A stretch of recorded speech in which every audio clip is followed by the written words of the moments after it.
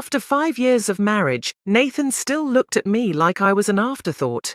I had been so excited about our anniversary trip to Bali, 3 weeks of paradise that I'd spent months planning as a surprise. But the real surprise came when he casually mentioned that Vanessa, his college sweetheart and just a friend now, would be joining us because she'd always wanted to see Bali and her own trip had fallen through. I didn't scream when he told me. I didn't cry. I simply nodded and continued packing my suitcase, adding my swimsuits and summer dresses alongside the special lingerie I'd bought for the occasion. Nathan mistook my silence for acceptance, patting my shoulder with relief before texting Vanessa that everything was all good. The morning we left for the airport, I smiled for the photos as the three of us posed with our luggage. I held my composure when Vanessa was assigned the seat next to Nathan on the 14-hour flight, while I sat across the aisle. I maintained my dignity as I watched them share inside jokes and fall asleep with her head on his shoulder. When we checked into our luxury resort and discovered Nathan had upgraded Vanessa's room to one with an ocean view identical to ours, I simply thanked the concierge and wheeled my suitcase to our room. For 6 days I played the role of understanding wife perfectly. I suggested activities the three of us could enjoy together. I took photos of them snorkeling, hiking and laughing at sunset dinners. I even helped Vanessa apply sunscreen to her back when Nathan was ordering drinks at the beach bar.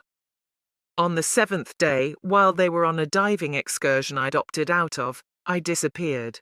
I left nothing but a brief note and our joint credit card on the hotel bed. Nathan thought I was fine with everything until the moment he returned to an empty room and realized I was gone. That was the day I finally chose myself. Chapter 1. The Anniversary Surprise. On my 30th birthday, Nathan surprised me with a small blue envelope. Inside was a brochure for Bali, pristine beaches, lush rainforests, and ancient temples. My heart swelled as I read his handwritten note. For our 5th anniversary, let's plan something special. For months afterward, I spent every spare moment researching the perfect itinerary. I wanted this trip to rekindle what we'd lost somewhere between his promotion to senior partner at the architectural firm and my own career taking a back seat to support his. Our marriage had become a series of polite exchanges and parallel lives sharing the same elegant townhouse. "You've booked the private villa with the infinity pool?" my best friend Mia asked over coffee 3 weeks before our departure. "That's the one you showed me with the outdoor shower and those amazing sunset views." I nodded, unable to contain my smile. "And I've arranged for a private dinner on the beach our first night there. 5 courses with a personal chef." Mia squeezed my hand. "This trip is exactly what you two need. When was the last time you had Nathan's full attention for more than an hour?" I couldn't remember. Between his work calls, late nights at the office, and weekends spent networking, our conversations had become transactional rather than intimate. This trip was my attempt to save what remained of our marriage. "Have you seen Vanessa's latest post?" Mia scrolled through her phone hesitantly. "I know you don't follow her anymore, but..." My stomach tightened at the name. Vanessa Chen. Nathan's college girlfriend turned close friend who had an uncanny ability to need him whenever our relationship was finding its footing. "I don't want to see it," I said firmly, stirring my now cold coffee. "She's in Thailand. That's not far from Bali, is it?" I forced a laugh. "The world isn't that small, Mia.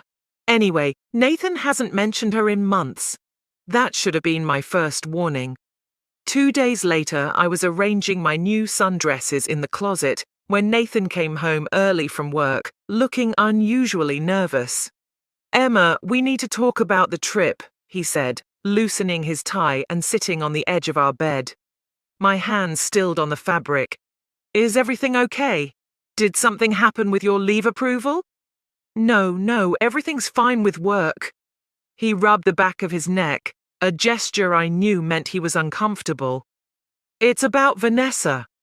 Just the sound of her name in our bedroom made my skin prickle. What about her? She's in Thailand for a photography assignment, but it fell through. Some contract dispute. His words came faster now. She's pretty devastated. This was a major opportunity for her portfolio. I waited, knowing there was more. She mentioned how close Thailand is to Bali and, well... He looked at me with those pleading blue eyes that had once made me agree to anything. I suggested she could join us for part of the trip, just for a week or so. She's never been to Bali either. The sundress slipped from my fingers. You invited her on our anniversary trip. It's not like that, Emma. She's going through a rough time, professionally and personally. Her breakup with Daniel was messy and our anniversary trip, I repeated, my voice hollow. Nathan stood up, approaching me with his hands out like I was a frightened animal. She'll have her own room, her own schedule. We'll still have our private time, I promise. And she's already booked her flight to meet us there. Already booked. The decision had been made without me. I turned back to the closet, mechanically hanging the sundress. I see. You're upset. He sighed heavily. No, I lied. I understand. Vanessa needs you. Emma, don't make this something it isn't. She's a friend going through a difficult time. A friend who still had photos of them together in college displayed in her apartment. A friend who called him late at night when she was just checking in. A friend who somehow always managed to be mentioned in conversations about our future. It's fine, Nathan. Really. I managed a smile that didn't reach my eyes. I'm sure we'll all have a wonderful time. Relief washed over his face, and he kissed my forehead. This is why I love you. You're so understanding. As he left the room, already texting Vanessa the good news, I sat heavily on the bed. The trip I had planned so carefully was transforming before my eyes, but I wouldn't give him the satisfaction of seeing me break. That evening, my mother called. Her voice, weakened by her recent treatments, still carried its characteristic warmth. How are the anniversary plans coming along, sweetheart? I considered lying, but my mother had always seen through my pretenses. Nathan invited his friend Vanessa to join us. The silence on the other end spoke volumes. The photographer? The ex-girlfriend? She finally asked. Yes, Emma. My mother's voice sharpened with concern. This is your anniversary. He says she's having a hard time. Her assignment fell through and there will always be a reason with her, won't there? My mother interrupted. First it was her gallery opening that he couldn't miss, then her father's health scare, then helping her move apartments. I had no defense because she was right. Sweetheart, promise me something, my mother said, her voice softening. Promise me you'll remember your worth on this trip. Mom. I swallowed hard. They're just friends now. Then why do I hear resignation in your voice instead of belief? After we hung up, I found Nathan in his home office, reviewing travel details. Just making some adjustments to accommodate Vanessa, he explained without looking up. She prefers morning activities, so I've moved some of our excursions. I watched him rearrange the itinerary I had spent months perfecting, each change erasing more of what I had envisioned for us. 2 weeks later, we boarded the plane to Bali. Nathan, myself, and Vanessa in her carefully coordinated travel outfit, camera already in hand to document what should have been our private memories. This is going to be amazing, she gushed, sliding into the seat next to Nathan, while I was directed across the aisle. I can't thank you both enough for letting me crash your trip. As the plane took off, I gazed out the window and wondered if I was as invisible to everyone else as I felt to my husband. Chapter 2. False Smiles. The Balinese sunset painted the sky in breathtaking oranges and pinks as we arrived at our resort. The staff greeted us with flower leaves and cold towels, a welcome relief after the long journey. I stood slightly apart, watching as Nathan helped Vanessa with her luggage while explaining something about the local architecture that made her laugh. "Mrs. Collins, welcome to Bali," the resort manager smiled at me. "Your anniversary villa is prepared with the champagne and rose petals as requested." I felt a flush of embarrassment. "Actually, there's been a change of plans. We'll need an additional room for our friend." Nathan stepped forward. "Actually, we'd like to upgrade Ms. Chen to the ocean view suite next to ours." The manager looked between us, momentarily confused. "The honeymoon package you reserved." "We'll keep that," Nathan said quickly. "But we'd like the best available room for Vanessa too." I maintained my smile as the manager made arrangements, adding Vanessa's room to our bill without Nathan even discussing it with me. The romantic anniversary surprise I'd planned months ago was now becoming a luxury vacation for 3. "This place is incredible," Vanessa gushed, as we were led along flower-lined pathways to our villas. "I can't wait to photograph every inch of it." Our bags were delivered to our respective rooms, and I finally had a moment alone with Nathan as we entered our villa. The king-sized bed was adorned with rose petals forming a heart, and a bottle of champagne sat chilling beside a note congratulating us on 5 years of marriage. "This is perfect," I said softly, hoping to recapture some of what this trip was meant to be. Nathan's phone buzzed. He glanced at it and smiled. "Vanessa's settled in. She wants to know if we want to meet for dinner in an hour." My heart sank, but I nodded. "Whatever you want." He looked at me then, really looked at me for the first time in days. "Are you okay with all this? You've been quiet." This was my chance to speak up, to tell him how I felt. Instead, I smiled. "I'm just tired from the flight. Dinner sounds great." That first evening set the pattern for the days that followed. Every activity I had meticulously planned became a shared experience with Vanessa. The private cooking class I'd booked turned into Vanessa and Nathan laughing as they failed at making proper satay while I quietly mastered the technique. The couple's massage became awkward when Vanessa suggested she join, resulting in me giving up my spot so she wouldn't feel left out. On our third night, we dined at a beachfront restaurant. I excused myself to use the restroom, and when I returned, I paused out of sight. Nathan was leaning close to Vanessa, their heads nearly touching as she showed him something on her camera.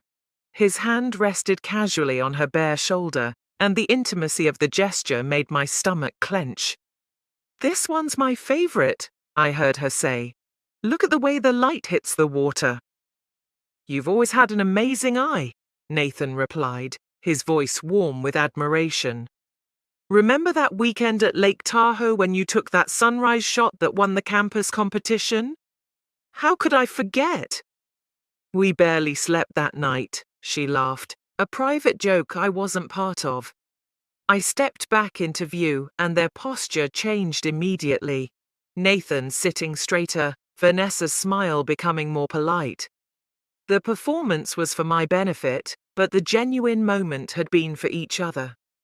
That night, while Nathan showered, I checked my email and found a message from my mother's doctor. My heart raced as I opened it. "Test results concerning. Please call office to discuss treatment options." I tried calling immediately, but it was the middle of the night back home. The sense of helplessness washed over me. My mother had been fighting breast cancer for the past year, and these latest tests were supposed to confirm her remission.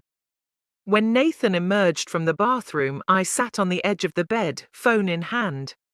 "Something's wrong with my mom," I said, my voice shaking. "The doctor emailed about her test results." Nathan frowned, sitting beside me. "I'm sure it's nothing serious. Doctors are always cautious."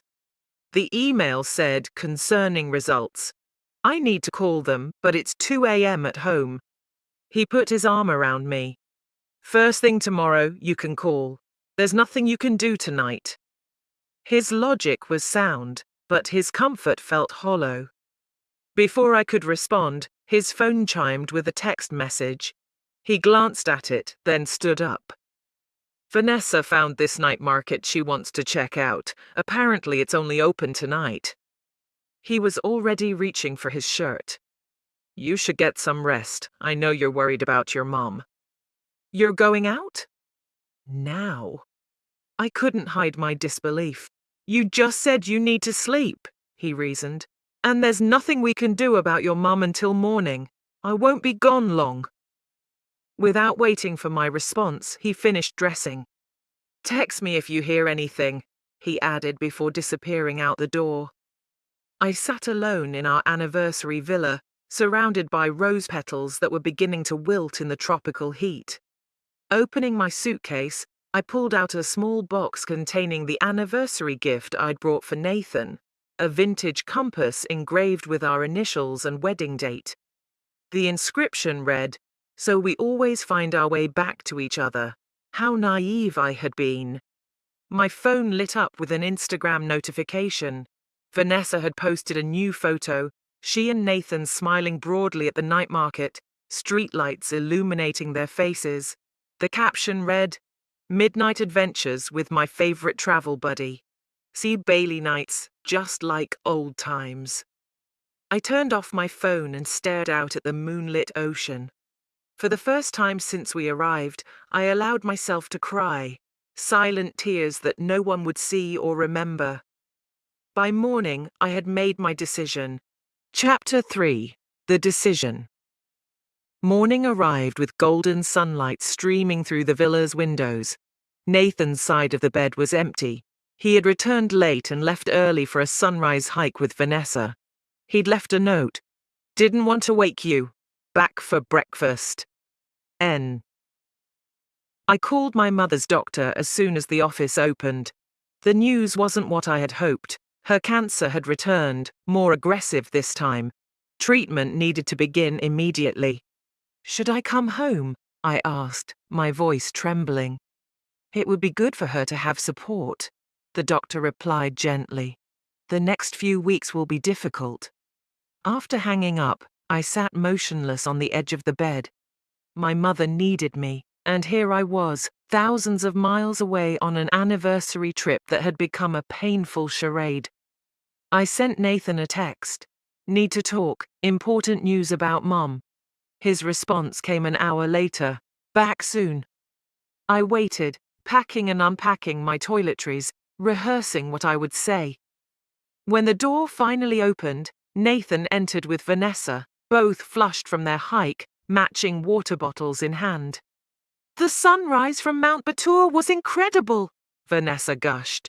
"Nathan, you have to show Emma those photos you took." I looked at my husband expectantly. He had the decency to appear uncomfortable. "Can we talk privately?" I asked. Vanessa took the hint. "I'll go freshen up. Meet for breakfast in 30. After she left, I told Nathan about my mother's condition. His face softened with genuine concern. "You should go home," he said immediately. "Family comes first." "I was thinking we both could go," I ventured. "Cut the trip short." Nathan ran a hand through his hair. "Emma, you know how busy work is right now. I just managed to get these 3 weeks. I can't go back early unless it's an absolute emergency." "My mother's cancer returning isn't an emergency." "That's not what I meant," he backpedaled. "Of course it's serious, but you should be with her, and I'll finish out the trip as planned. I'll fly back on our original date." I stared at him. "With Vanessa?" He didn't deny it. "She's already here. It would be ridiculous for both of us to leave." "Our anniversary trip, and you're choosing to stay here with her instead of coming home with me," Nathan sighed heavily. "You're making this into something it's not. I'm being practical." "Practical," I repeated. "Like inviting your ex-girlfriend on our anniversary trip was practical." "She's not my ex," he said reflexively. "We dated in college. That was years ago. She's more than that to you. She always has been. He shook his head. You're upset about your mom. I understand. But don't project that onto me and Vanessa. I almost laughed at his audacity. I'm not projecting anything. I've spent years watching you prioritize her over me. I just never thought you'd be so obvious about it. That's ridiculous, he snapped. I've never given you reason to doubt me. My calm began to crack. The night of my gallery opening 3 years ago, when you left early because Vanessa called with car trouble. My birthday last year when you missed dinner because she needed help with her visa application. Every time she calls, you run to her. She's my friend. She doesn't have family here. And I'm your wife, I countered. Or at least I thought I was. Nathan checked his watch. We should head to breakfast. We can discuss this later. In that moment, something broke inside me. The final thread of hope that our marriage could be salvaged. Nathan wasn't just dismissing my concerns, he was dismissing me. You go, I said quietly. I'm not hungry. After he left, I sat down at the villa's desk and opened my laptop. First, I booked a flight home, not to our city, but to my mother's home in another state. Then I checked our joint account, transferring my personal savings to my private account. 5 years of marriage had taught me to always maintain financial independence. As I began to pack, memories flooded back, evidence of a pattern I'd ignored for too long. 6 months into our marriage, we had attended Vanessa's photography exhibition. I had dressed carefully, wanting to make a good impression on Nathan's friends. But throughout the evening, Nathan had stayed by Vanessa's side, proudly introducing her to gallery owners and critics. I had wandered alone, an accessory forgotten in a corner. Later that night, I overheard them on the gallery's balcony. You could have had this life with me, Vanessa had said, her voice soft. We had it all planned out. You know why it didn't work, Nathan had replied. Timing and circumstances. Not because we didn't love each other enough. There had been a pause, a silence heavy with unspoken words, before Nathan responded, Some things just aren't meant to be. But he had never said he didn't love her, and I had pretended not to hear, convincing myself that marriage meant trusting blindly. 2 years later, I found text messages between them, nothing explicit but intimate in their familiarity, inside jokes, daily check-ins, heart emojis. When confronted, Nathan had dismissed my concerns. You're overreacting. Vanessa and I are just close. I had believed him because the alternative was too painful to consider. Now, in our anniversary villa, I methodically packed my suitcase. Not everything, just enough to get by until I could sort out the rest. I left behind the special lingerie, the anniversary gift, and the matching outfits I'd bought for our photos. I wrote a brief note. Nathan. I've gone to be with my mother. Her cancer has returned and she needs me. But we both know that's not the only reason I'm leaving. You've made your choice clear, not just on this trip, but for years. I've finally made mine. We deserve honesty, if nothing else. So here's my truth. I can't be second choice in my own marriage anymore. I've left my credit card on the desk. Consider my portion of this trip my parting gift to you both. Emma. I placed the note on the bed, alongside our joint credit card. No dramatics, no accusations, just the quiet acknowledgement of what we both knew to be true. As I closed my suitcase, my phone chimed with a text from Nathan. Vanessa wants to try the cooking class again, still not hungry. I didn't reply. Instead, I called a taxi to take me to the airport. At the villa door, I paused for one final look at what should have been the backdrop to a renewed commitment.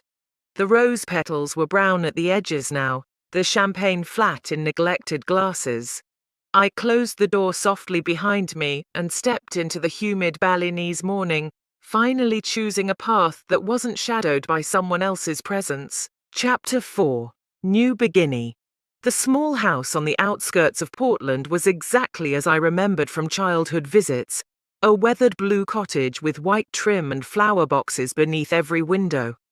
As the taxi pulled away, I stood in the driveway, suitcase in hand, feeling both exhausted and oddly liberated.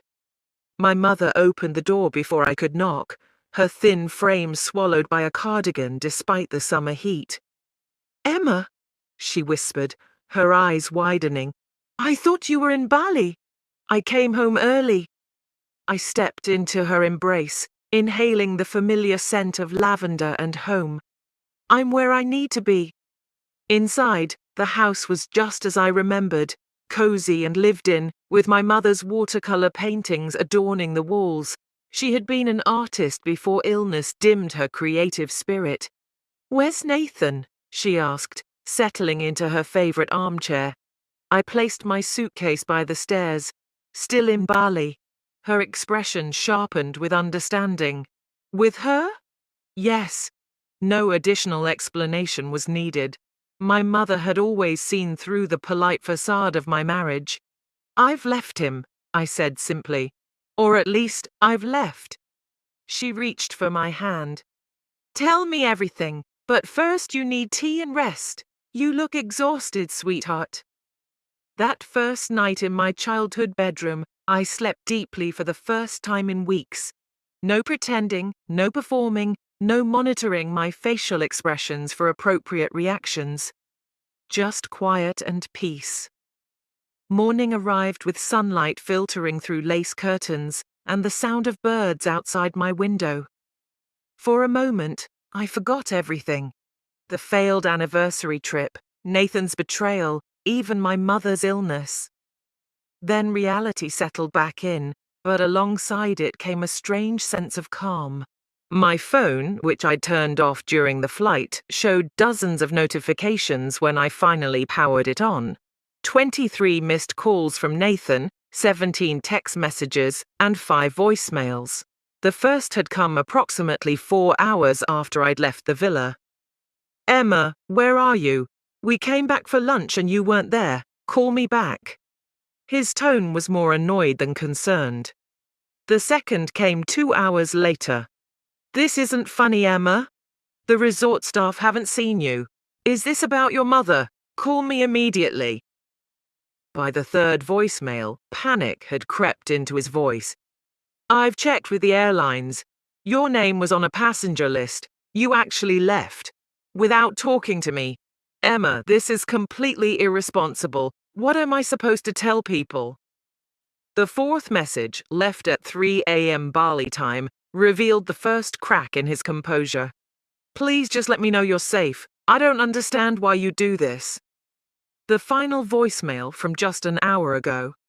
"I found your note. We need to talk about this. What you're implying about Vanessa and me isn't fair. Call me, Emma, please." I deleted them all without responding. The text messages followed a similar pattern of initial irritation, transitioning to concern, and finally defensiveness. The last one sent a chill through me. "If you don't contact me by tomorrow, I'm calling your mother." I hadn't told him I was coming here, but it was the obvious place to look.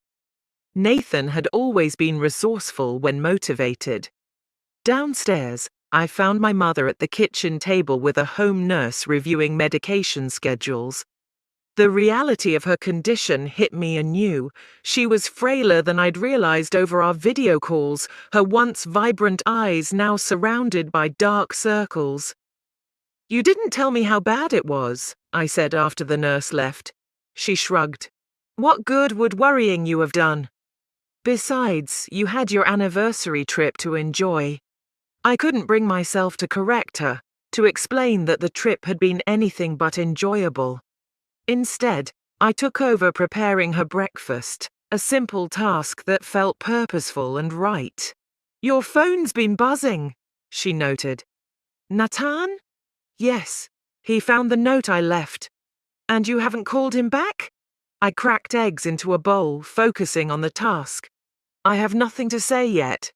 She didn't push, just watched me with knowing eyes. "There's a gallery in town looking for an assistant. The owner, Diane, is an old friend of mine. The abrupt change of subject caught me off guard. Mum, I'm here to take care of you, not to job hunt. You have a master's degree in art history that you've never used, she said firmly. And I refuse to be your excuse for putting your life on hold again. Her words stung with truth. After graduate school, I had taken a temporary position at an insurance company to support Nathan through his final year of architecture school. The temporary job became permanent. My career aspirations filed away as someday plans. I already called Diane, my mother continued, a hint of her old determination shining through. She'd love to meet you tomorrow. Before I could respond, my phone rang, Nathan's face lighting up the screen. My mother nodded toward it. You'll have to talk to him eventually. I silenced the call. Not yet. Later that afternoon, while my mother napped, I walked through the neighborhood, reacquainting myself with the quiet streets and small shops. At a local cafe, I ordered coffee and opened my laptop for the first time since leaving Bali. An email from Nathan awaited me. Emma, I don't understand what's happening. 1 minute we're on our anniversary trip, and the next you've disappeared without a word. The note you left makes accusations that aren't fair or true. Vanessa has moved to a different resort out of respect for our situation. I've cancelled the remaining activities. This trip was supposed to be special for us. Your mother's illness is serious, and I understand you needed to be with her. But running away without discussing it first isn't like you. This behavior is irrational, Emma. Please call me so we can fix this misunderstanding. Nathan. I closed the email without replying. Even now, he couldn't acknowledge the real issue. Vanessa moving resorts was a meaningless gesture after the damage was done, and his concern about my irrational behavior spoke volumes about how little he understood me. Instead, I opened a new document and began typing, not a response to Nathan but a list. New Beginnings, I titled it, and underneath I wrote, 1. Meet with Mum's doctors tomorrow. 2. Interview at Gallery 3. Research apartment rentals near Mum's house. 4. Contact lawyer about separation. For the first time in years, I was making plans that didn't revolve around accommodating someone else's dreams. My phone buzzed again. Another text from Nathan. Emma, please, I'm worried about you. Just let me know you're safe. I finally typed a brief response. I'm safe. With Mum. Need time. Don't contact me for a while. Then I turned off notifications and returned to my list, adding a 5th item, 5. Rediscover who I am without Nathan. Chapter 5. The Search. 3 weeks passed in a comforting routine. Mornings were spent taking my mother to treatments, afternoons at the gallery where Diane had hired me on the spot, and evenings researching separation proceedings while my mother dozed beside me on the couch. The small guest room I'd been using gradually transformed, my clothes in the closet, a stack of art books on the nightstand, a new plant on the windowsill. Nathan's messages had slowed but not stopped. His initial panic had given way to increasingly calculated approaches. First came guilt. Your mother called asking about your things. I didn't know what to say. This is hurting everyone around us. Then bargaining. I've been thinking about what you said. We can talk about my friendship with Vanessa if it bothers you that much. Finally, desperation. I've booked a flight to Portland. We need to talk face to face. This last message sent a jolt of anxiety through me. I wasn't ready to see him, to face the inevitable manipulation that would come with his presence. You can't avoid him forever, my mother said when I showed her the text. Though I'd rather he not bring his drama into my house during chemo. I'll meet him somewhere else, I decided, neutral ground. But first I needed to gather my thoughts. After work that evening, I drove to a small park overlooking the river and sat on a bench watching the sunset paint the water gold. My phone buzzed with a new email notification from Vanessa, not Nathan. My finger hovered over the delete button, but curiosity won. I opened it. Emma, I hope this email finds you well. I know my reaching out might seem inappropriate given the circumstances, but I felt compelled to write. First, I want to express my sincere apologies for my role in what happened in Bali. I should never have agreed to join your anniversary trip, regardless of Nathan's invitation. It was disrespectful to you and your marriage. Nathan doesn't know I'm contacting you. He's been searching for you relentlessly since you left, calling hotels in Portland, reaching out to mutual friends, even hiring someone to track your financial transactions. His concern seems genuine, though I understand if you find that hard to believe. I also want to clarify something. Nathan and I are not romantically involved. We never have been since before your marriage. I won't deny our history or our close friendship, but it hasn't crossed that line. That said, I've realized my presence in your lives has caused pain, whether intentionally or not. Sometimes friendship can be as destructive as infidelity when boundaries aren't respected. I've told Nathan I need space from our friendship. He didn't take it well, but it's necessary for all of us. I wish you healing and peace in whatever path you choose. Sincerely, Vanessa. I read the email twice, trying to process my emotions. Part of me wanted to dismiss it as another manipulation, but something in her words rang true. The acknowledgement of boundaries crossed felt genuine in a way Nathan's pleas never had. More surprising was the revelation about Nathan's search efforts, hiring someone to track my financial transactions. That seemed extreme, invasive, and utterly like him. Nathan had always needed to control situations, to know everything. As if summoned by my thoughts, a text from an unknown number appeared. Emma, it's James, Nathan's brother. He's not doing well. Please call me. James and I had never been close.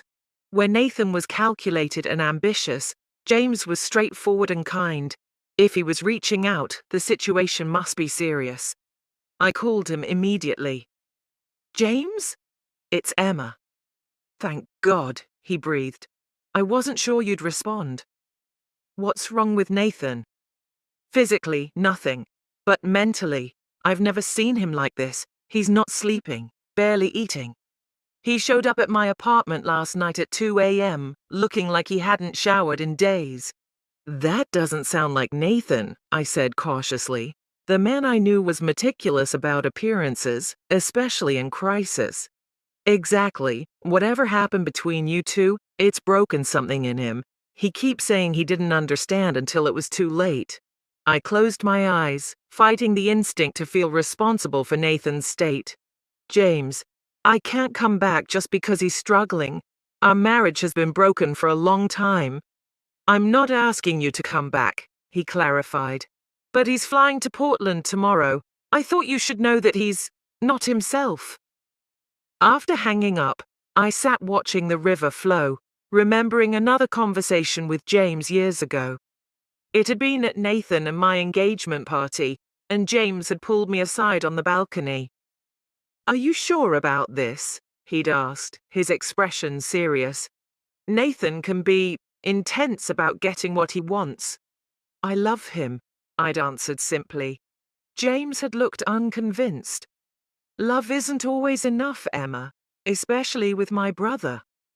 I had dismissed his concern as brotherly caution. Now I wondered if he had seen what I'd been blind to, Nathan's need to possess rather than to love. The next morning I received an alert from my bank, a large withdrawal from our joint account, which I'd left intact for bill payments on our shared property. Nathan had emptied it completely. Anger flared through me, followed quickly by determination. This financial move was pure retaliation, meant to leave me vulnerable and dependent.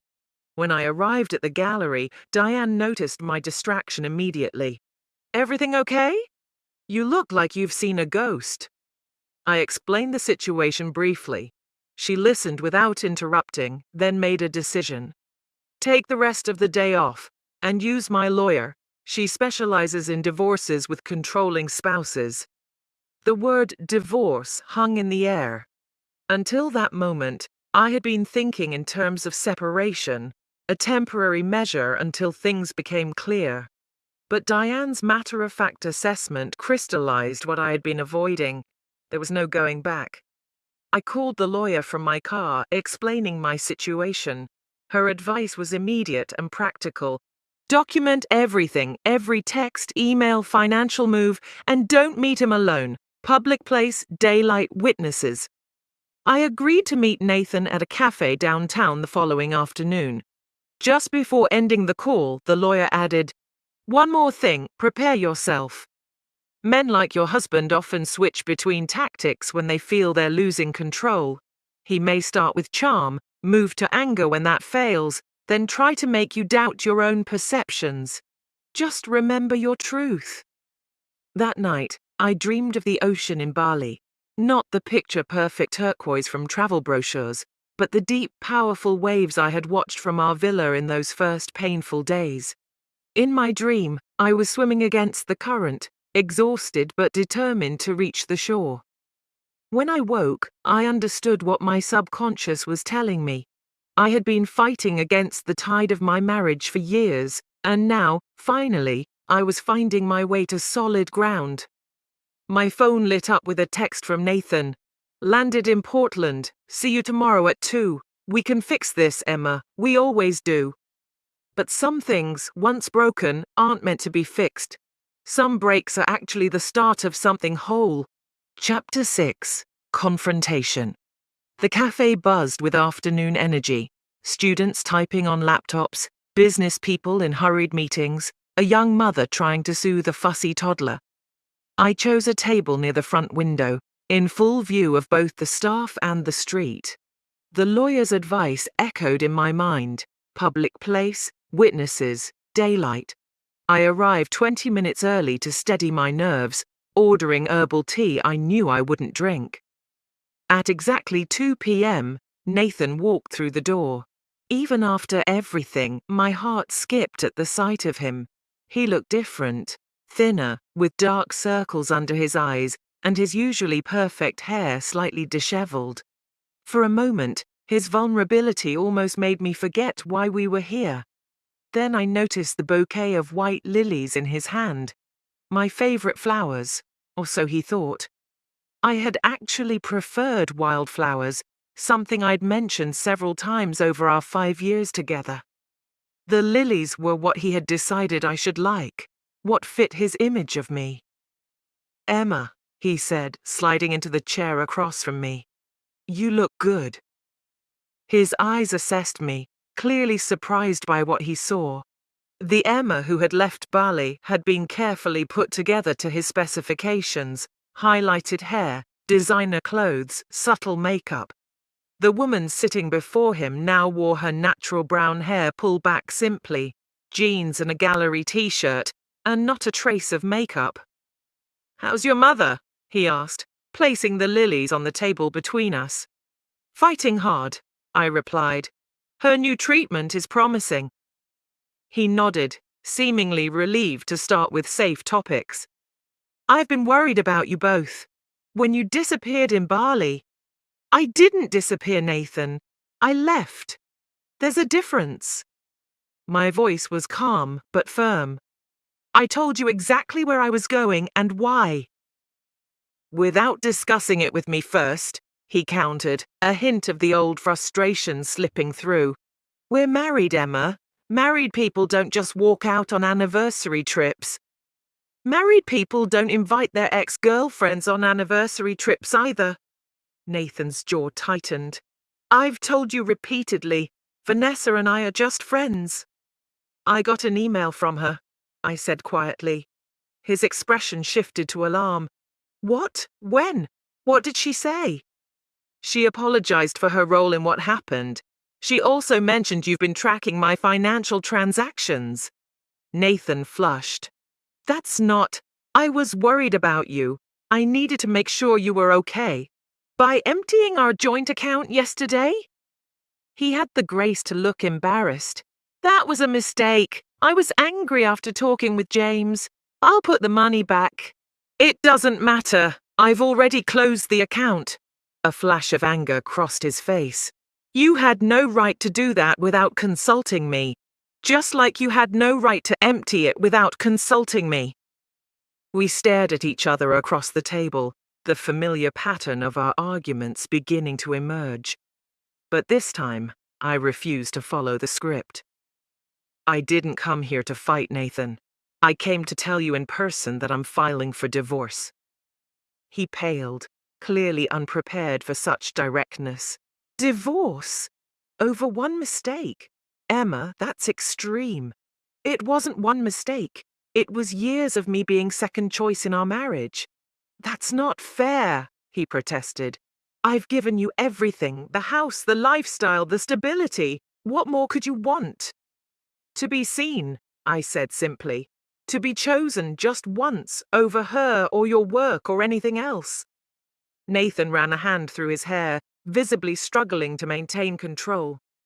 I did choose you. I married you. You married me because your parents approved, because it made sense for your career, because I was convenient and accommodating. You never chose me with your heart, Nathan. That's not true, he insisted, leaning forward. I love you, Emma. I've always loved you. For a moment, I almost believed him. 5 years of wanting those words to be true had conditioned me to accept them without question. But now I saw the difference between his words and his actions with painful clarity. If you loved me, I said gently, you would have known that bringing Vanessa on our trip would hurt me. If you loved me, you would have come home when my mother's cancer returned. If you loved me, you would have seen me fading away all these years. Anger flashed in his eyes, the mask of contrition slipping. This isn't you talking. It's your mother. She's never liked me. My mother sees me clearly, something you never bothered to do. What about our life together? Our plans? You can't just throw everything away. I took a sip of my tea, giving myself a moment. I'm not throwing anything away, Nathan. I'm choosing myself for the first time. He stared at me, recognition finally dawning. You've changed. I've remembered who I was before I started shrinking myself to fit your expectations. The fight seemed to drain out of him all at once. He slumped back in his chair, looking deflated. What happens now? My lawyer will contact yours. I don't want the house or anything else that was yours before the marriage. Just my personal belongings and the art I created. Nathan flinched at the practicality in my voice. That's it? 5 years reduced to a division of assets. What did you expect, Nathan? That I'd come running back because you brought me flowers and finally said you love me? I expected you to at least try to save our marriage, he said bitterly. The Emma I knew wouldn't give up so easily. I almost laughed at the irony. I spent 5 years trying to save our marriage. You just never noticed. A heavy silence fell between us. Around us, the cafe continued its busy afternoon rhythm, other people's lives moving forward in their own complicated patterns. There's someone else, isn't there? Nathan finally asked. That guy at the gallery your mother mentioned. Luis, was it? The accusation was so absurd I didn't immediately respond. Of course he would assume another man was the only reason I could possibly leave him. There's no one else, I said firmly. This is about us, not anyone else. He didn't look convinced. Then why won't you come home and work this out? We can go to counseling, take another trip. A real anniversary trip this time. Because I don't want to, Nathan. I don't want to go back to a marriage where I'm never enough. Something in my voice must have finally reached him. He stared at me for a long moment, then nodded slowly. I never meant to make you feel that way, he said quietly. I thought I was giving you the life you wanted. But you never asked what I wanted. You decided what my life should look like, and I went along with it because I thought that's what love was, sacrificing yourself for someone else's happiness. Nathan stood up abruptly. I should go. This isn't how I thought this conversation would end. I remained seated, maintaining my composure. How did you think it would end? With you coming home, he admitted, with everything going back to normal. Normal wasn't working for me, Nathan. He gathered his coat, leaving the lilies on the table. At the door, he paused and looked back at me, his expression a complex mixture of anger, confusion, and something that might have been respect. I never thought you'd be the one to walk away, he said. I met his gaze steadily. Neither did I. Chapter 7. 6 months passed like a deep breath finally exhaled. The divorce proceedings progressed with unexpected civility after our cafe confrontation. Nathan, perhaps hoping to preserve his professional image, agreed to most of my lawyer's terms without contest. The house went on the market, and my personal belongings were packed and shipped to Portland by a moving company. I never had to return to the space we'd shared. My work at the gallery evolved from assistant to curator of emerging artists. DIDN, recognizing my eye for new talent, gave me increasing responsibility with each successful exhibition. The modest salary was far less than I'd earned in insurance, but the work filled me with a purpose I hadn't felt in years. My mother's treatment showed promising results. Her hair began to grow back, a soft silver halo that caught the light when she sat by the window painting. She had returned to her watercolors, creating delicate landscapes that DIDN insisted on displaying in a small corner of the gallery. You're glowing, my mother observed one evening as we shared dinner on the porch. It suits you. What does? I asked, passing her the salad. Freedom, purpose, she smiled. Being yourself instead of someone's idea of you. I considered her words. The transformation had been so gradual I hardly noticed it happening, like watching a garden grow day by day, the changes imperceptible until suddenly everything was in bloom. The divorce became final on a Tuesday in early spring. The notification arrived via email from my lawyer while I was hanging a new exhibition.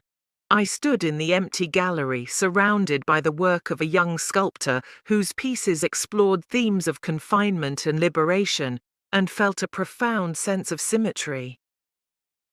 That evening, I walked along the riverfront, watching cherry blossoms swirl in the breeze.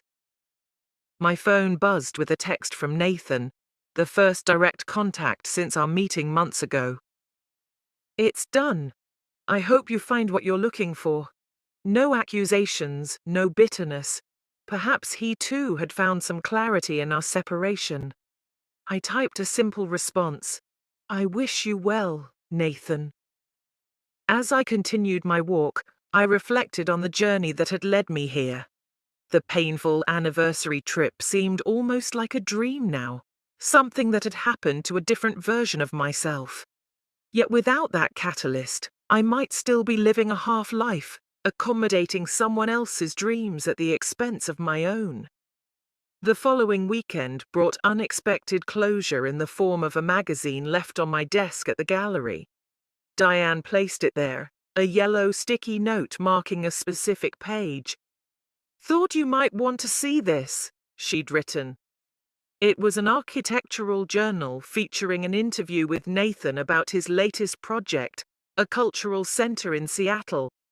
The photo showed him standing proudly beside the building's scale model, looking polished and successful as always, but it was the interview content that caught my attention. Your work has taken a more humanistic approach recently, the interviewer noted. What inspired this evolution? Nathan's response was startlingly candid. A personal loss made me reconsider what makes spaces truly meaningful. Architecture isn't just about creating impressive structures, it's about designing environments where people feel seen and valued. Sometimes we miss what's most important because we're focused on appearances.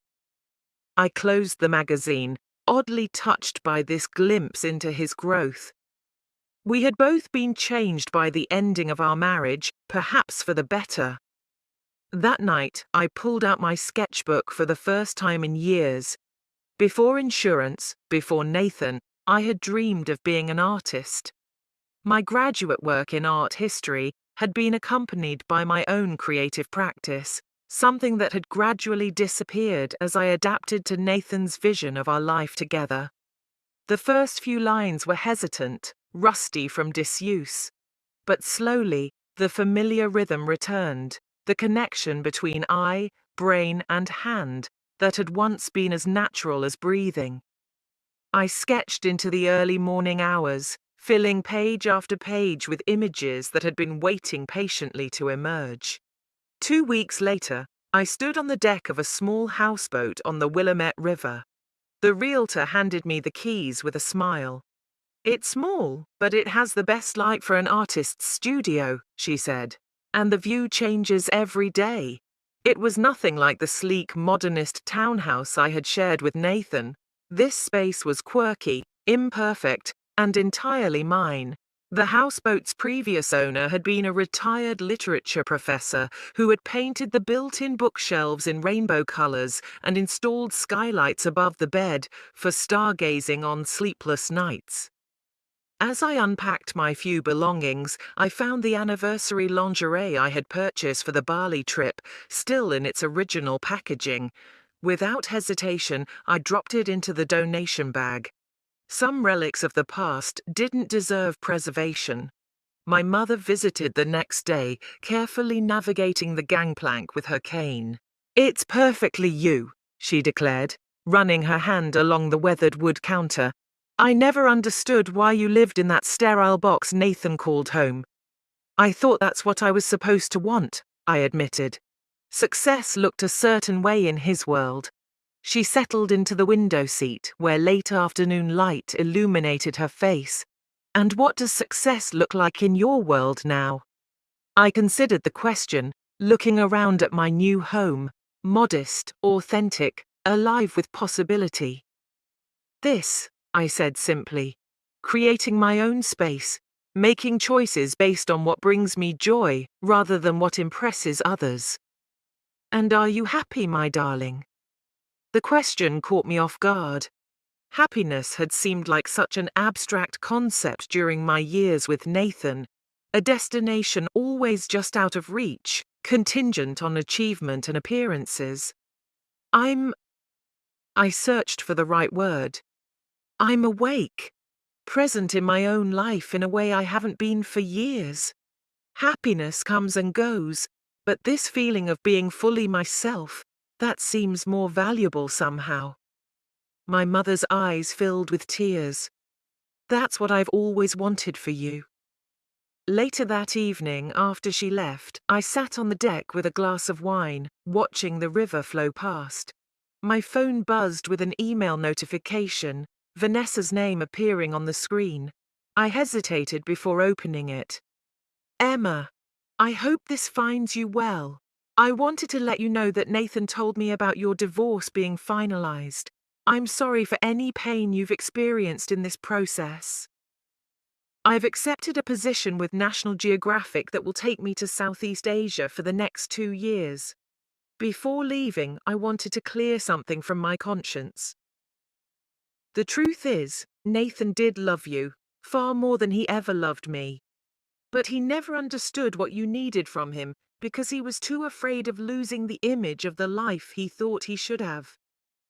We're all guilty of that sometimes, choosing the picture instead of the reality. I wish you every happiness in your new chapter. Vanessa." I closed the email without responding. Her words, well-intentioned as they might be, belonged to a story that was no longer mine.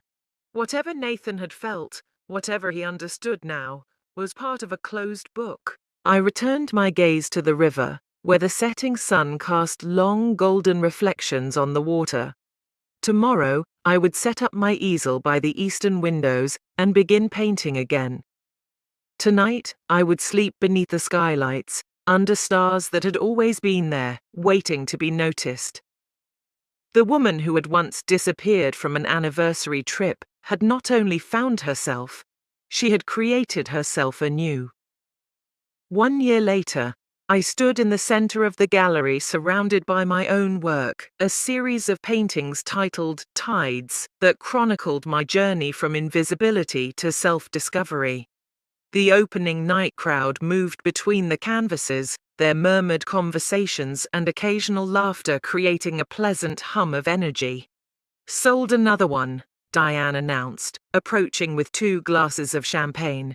"That's 5 tonight. Not bad for your first solo exhibition."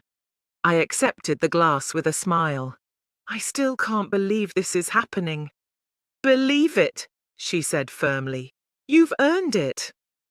Across the room, my mother chatted animatedly with a group of admirers, her recovery evident in her straight posture and bright eyes.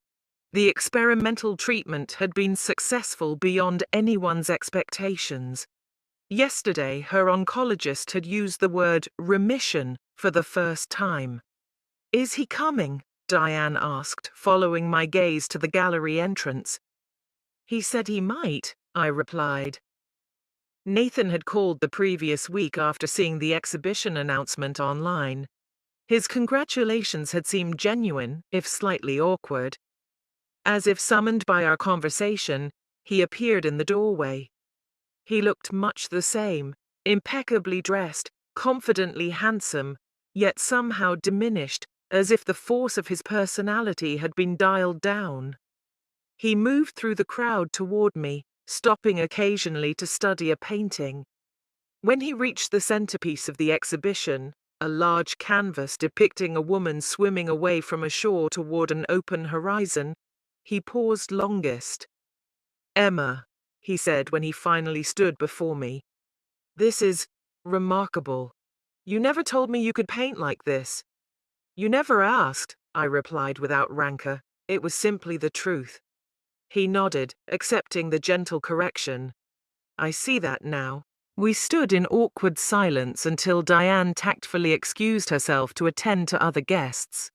"Seattle seems to be treating you well," I offered, referring to his successful cultural center project.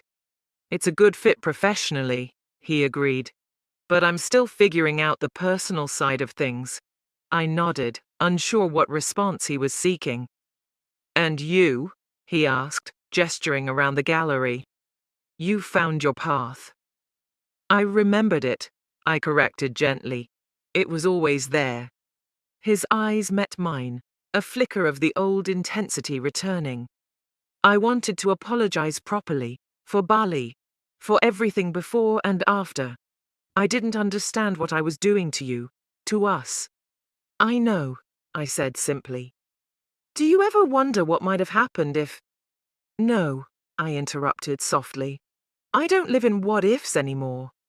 Something like respect flickered across his face. "That's probably wise." A young woman approached, requesting my presence for a photograph with some influential collectors. As I excused myself, Nathan touched my arm lightly. "I'm glad you disappeared," he said. "You deserve to be found, especially by yourself."